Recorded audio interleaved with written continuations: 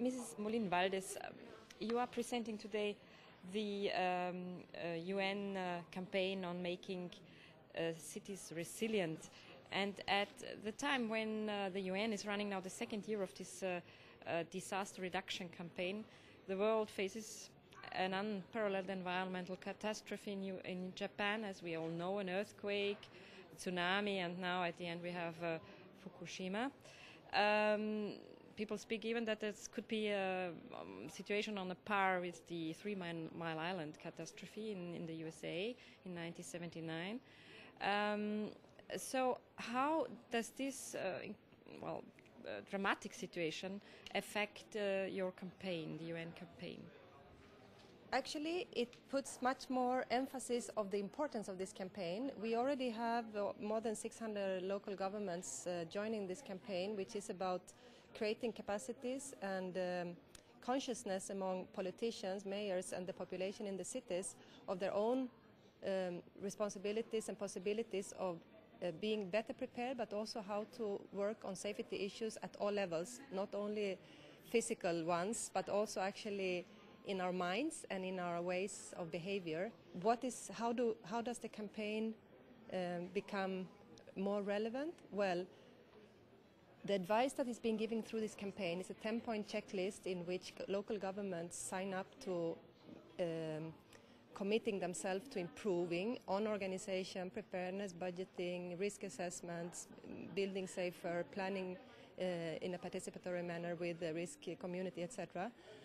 Now this is being put into big stress and practice, showing how the population in the cities affected in Japan are acting. You are rightly saying that this is a unforeseeable and an incredible disaster of a huge dimension, and so it is quite understandable that the authorities seem to be a little bit helpless in the face of such a disaster, and that supply is coming, aid is coming, but apparently slow and insufficient.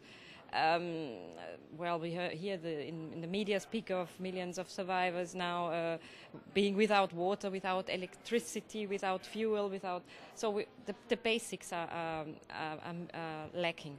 In your opinion, what are the main lessons now mayors and local governments have to learn from this situation?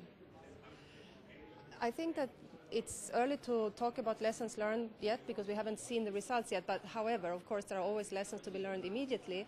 One lesson is, of course, that nobody can deal with anything of this nature alone, and I think this is a strong lesson for the local authorities and the mayors, as you mentioned. Hence the need for having very good relationship with the national government and with other expert organizations, universities and other cities around the world with similar risk scenarios that they have is very, very helpful, because it's about people networking as well. If you know who you can talk to, where to go without fear and without hesitation and without delays, that's one lesson that's very important. And this is actually something we're addressing in the campaign, city-to-city learning, national government with local governments to establish very clear protocols of acting. That's one lesson. You are presenting this UN campaign in the framework of the Congress of Local and Regional Authorities at this session. So what do you expect from an institution as the Congress in respect of your campaign? How could you cooperate? What are the ideas behind this presentation?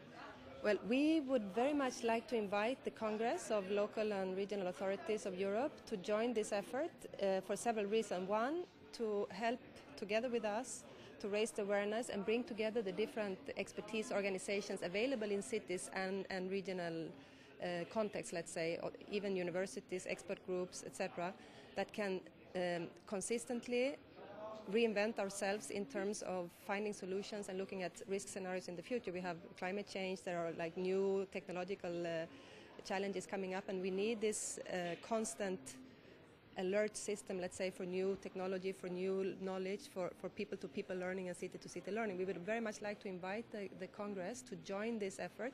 We have established with the international community and many local authorities what we call a 10-point checklist, as I mentioned, in which we also hope to monitor progress. So the cities that sign up to this effort and this campaign are at the same time signing up to sharing this information and monitoring progress along the coming years. And we would very much like to also invite the Congress to join that effort and help us